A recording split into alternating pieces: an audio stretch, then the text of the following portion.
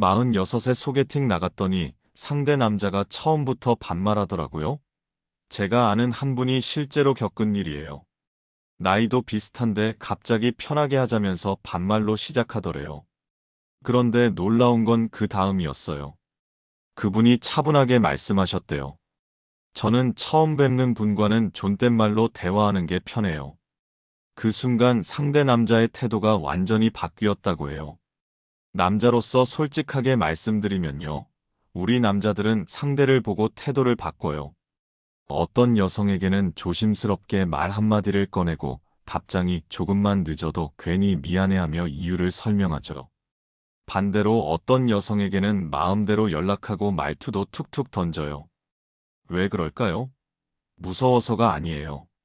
가치가 높다고 느껴지는 여성에게만 조심하는 거예요. 40대 중반, 50대라고 해서 함부로 대해도 된다는 착각을 하는 남자들이 있어요. 이혼했으니까, 자녀가 있으니까, 나이가 있으니까 조건이 안 좋다고 생각하는 거죠. 하지만 제가 주변에서 본 40-50대 여성분들 중에는 남자들이 절대 함부로 못 대하는 분들이 계세요. 같은 나이 같은 상황인데도 어떤 분은 존중받고 어떤 분은 가볍게 취급당해요. 그 차이는 단 하나예요. 스스로를 어떻게 대하는가. 제가 지켜본 바로는요. 이런 여성분들은 연애 경험이 많아서도 아니고 외모가 뛰어나서도 아니었어요. 그냥 자신에게 명확한 기준이 있었어요. 이 정도는 안 된다는 선이 있고 그 선을 넘으면 바로 표현하는 거죠. 한 분은 재혼을 준비하시는 분이었는데요. 만나는 남자가 전 남편 이야기를 자꾸 물어보더래요. 그냥 넘어갈 수도 있었겠지만 그분은 이렇게 말씀하셨대요.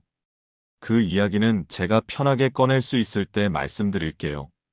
그 남자분이 그 이후로 완전히 태도가 달라졌다고 해요. 오늘 제가 말씀드릴 내용은 단순한 연애 기술이 아니에요. 40-50대 여성분들이 관계에서 자신을 지키는 힘이에요. 남자들이 절대 함부로 대하지 못하는 여성이 되는 건 어려운 게 아니에요. 나를 아끼는 태도, 그게 전부예요. 제가 남자로서 직접 경험하고 느낀 것들, 그리고 주변 40-50대 여성분들이 실제로 관계에서 성공한 사례들을 바탕으로 아주 직설적으로 말씀드릴게요. 이걸 아시면 연애뿐 아니라 모든 인간관계가 달라질 거예요. 왜 어떤 40-50대 여성분들은 남자들에게 함부로 대접받고 어떤 분들은 극진하게 존중받을까요? 심리학적으로 보면 명확해요. 사람은 상대가 자신을 어떻게 대하는지를 보고 그 사람의 가치를 판단해요. 특히 우리 남자들은 이게 더 직관적이에요. 이혼 후 3년 만에 재혼하신 한 분 이야기를 들어보세요. 49살이었는데 동호회에서 만난 남자분이 처음엔 가볍게 접근했대요. 그런데 이분이 데이트 약속을 잡을 때 이렇게 말씀하셨대요. 저는 일주일 전에 약속 잡는 게 편해요. 갑작스러운 만남은 제 스케줄이 허락하지 않거든요. 그 남자분이 그 말을 듣고 태도가 완전히 바뀌었다고 해요. 이런 상황이에요. 카페에서 대화하는데 상대가 계속 휴대폰을 보면서 대충 대답하는 거예요. 어떤 여성분들은 그냥 참고 넘어가죠. 하지만 함부로 못 대하는 여성은 이렇게 말해요. 지금 제 이야기가 지루하신가요? 전화 먼저 받으셔도 괜찮아요. 그때 상대가 당황하며 휴대폰을 내려놓고 진지하게 대화에 집중한다면 그건 자신의 행동이 실례였다는 걸 깨달은 거예요. 반대로 변명하거나 짜증내며 뭘 그렇게 예민하게 구냐고 한다면 그 사람은 여러분을 존중할 마음이 없는 거예요. 이게 바로 기준이 있는 여성과 없는 여성의 차이예요. 남자로서 말씀드리자면요. 우리는 상대가 어디까지 받아들이는지를 무의식적으로 테스트해요. 첫 만남에서 조금 늦게 나타나 봐요. 사과도 없이 그냥 앉아봐요. 대화 중에 다른 여자 이야기를 꺼내봐요. 이게 다 무의식적인 테스트예요. 그때 여러분이 어떻게 반응하는지를 보고 앞으로 어떻게 대할지를 정하는 거예요. 실제로 제가 봤던 사례예요. 52살에 새로운 인연을 만난 한 분이 계셨어요. 상대 남자가 첫 데이트에서 30분이나 늦었대요. 사과는 하는데 변명이 길더래요. 그분이 이렇게 말씀하셨어요. 늦으실 수 있다는 건 이해해요. 다만 다음부터는 미리 연락 주시면 제가 기다리는 게 덜 불안할 것 같아요. 이 한마디가 그 관계의 톤을 완전히 바꿨어요. 그 남자분이 그 이후로 단 한 번도 늦지 않았고 항상 30분 전에는 연락을 주셨대요. 사람의 행동은 말보다 정직해요. 좋아한다고 말하면서 연락은 뜸하고 보고 싶다고 하면서 만나려는 노력은 없고 미래를 그린다면서 실천은 전혀 없다면 그건 진심이 아니에요. 40-50대가 되면 이런 걸 더 명확하게 볼 수 있어야 해요. 시간이 아까우니까요. 한 분은 이렇게 말씀하셨어요. 40 넘어서 연애하면서 말만 듣고 기대하기엔 제 시간이 너무 소중해요. 행동으로 보여주는 사람과만 시간을 쓰겠다고 결심했대요. 그 결심 이후에 만난 남자분이 지금의 남편이 되셨어요. 여기까지 도움이 되셨다면 구독과 좋아요 꼭 부탁드려요. 앞으로 여성분들의 현실적인 연애 이야기를 계속 나눌 거거든요. 그럼 구체적으로 어떻게 하면 남자들이 함부로 대하지 못하는 여성이 될 수 있을까요? 첫째, 선을 넘는 순간 바로 말하는 거예요. 문화센터에서 만난 한 분 이야기예요. 같이 수업 듣는 남자분이 자꾸 사적인 질문을 하더래요. 몸무게가 어떻게 되냐, 이혼 사유가 뭐냐, 이런 거요. 처음엔 웃으며 넘겼는데 계속되니까 불편하더래요. 그래서 이렇게 말씀하셨대요. 저는 그런 질문은 좀 불편해요. 좀 더 친해지면 편하게 이야기 나눌 수 있을 것 같아요. 그 남자분이 그 이후로 완전히 달라졌대요. 예의 바르게 대하고 존중하는 태도로 다가오더래요. 둘째, 상대의 호감을 대화에서 읽어내는 거예요. 이런 상황이 있었어요. 갤러리 전시회에서 우연히 만난 남자분과 커피를 마시게 됐는데요. 대화 중에 그분이 자꾸 여러분의 이야기에 질문을 하는 거예요. 그 그림은 왜 좋아하세요?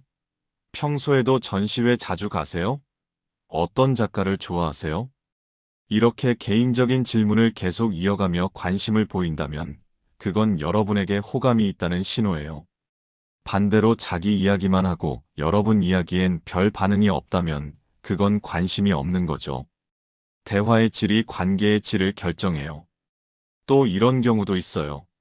산책하면서 이야기하는데 상대가 여러분이 지난번에 했던 말을 기억하는 거예요. 저번에 딸이 취업 준비한다고 하셨잖아요. 요즘은 어때요? 이렇게 세부적인 걸 기억하고 물어본다면 그 사람은 여러분에게 진심으로 관심이 있는 거예요. 사람은 관심 있는 상대의 말은 다 기억하거든요. 셋째, 시간을 어떻게 쓰는지를 보는 거예요. 만남이 끝날 무렵에 상대가 이렇게 말한다면 어떨까요? 오늘 정말 즐거웠어요. 다음 주말에 시간 되세요?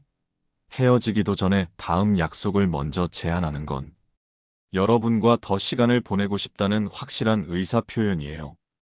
또 문자 답장이 빠른 것도 중요한 신호예요.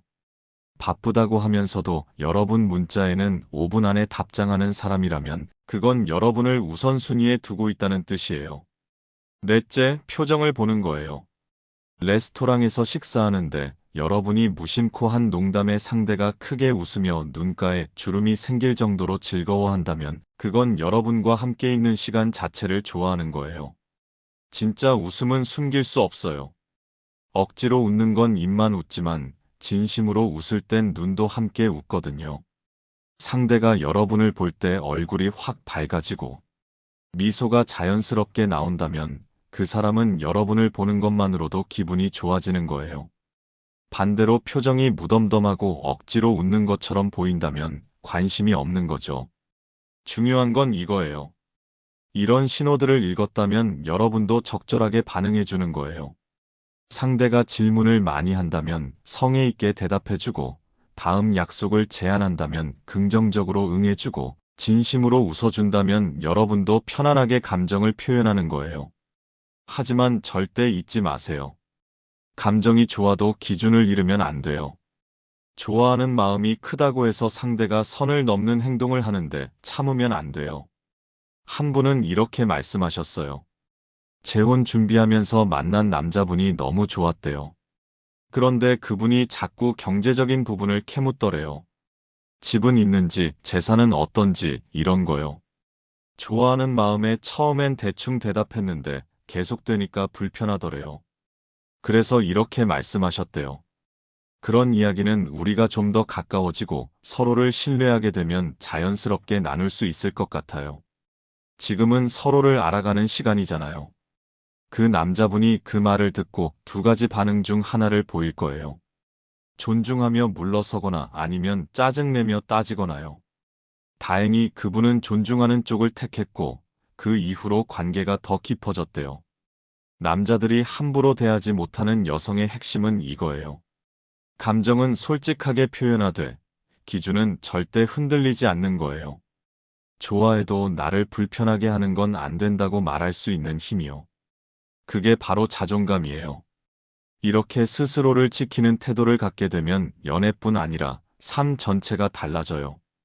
자존감이 회복되고 혼자여도 외롭지 않은 힘이 생기고 누군가를 만나도 의존하지 않는 균형감이 생겨요. 40-50대 여성분들이 제2의 인생을 시작할 때 가장 중요한 건 바로 이거예요. 나를 먼저 사랑하는 거요. 남자로서 말씀드리자면요. 우리는 스스로를 아끼는 여성에게 끌려요. 나이가 많아서가 아니라 자신을 함부로 대하도록 허용하지 않는 그 태도 때문에 조심하게 되는 거예요. 여러분이 기준을 세우면 남자는 그 기준을 지키려 하고 여러분이 자신을 하찮게 대하면 남자도 더 하찮게 대해요. 당신이 이 정도는 괜찮다라고 허용하면 그 선을 계속 넘어요. 그러나 당신이 스스로를 아끼고 경계를 지키고 균형 있게 설 때 남자는 절대 함부로 대하지 않아요. 오늘 이야기가 도움이 되셨다면 구독과 좋아요, 그리고 알림 설정까지 꼭 부탁드려요. 앞으로도 40-50대 여성분들의 현실적인 연애 조언과 관계 심리를 계속 다룰 거예요. 구독자분들께는 더 깊이 있는 사례와 구체적인 상황별 대처법도 나눌 예정이니 함께 해주세요. 여러분, 40대든 50대든 사랑받을 자격은 충분해요. 나이는 숫자일 뿐이고 진짜 중요한 건 스스로를 얼마나 소중하게 여기는가예요. 오늘부터 나를 먼저 아끼는 연습을 시작하세요. 그러면 여러분을 진심으로 존중하는 좋은 인연이 반드시 찾아올 거예요. 행복하세요.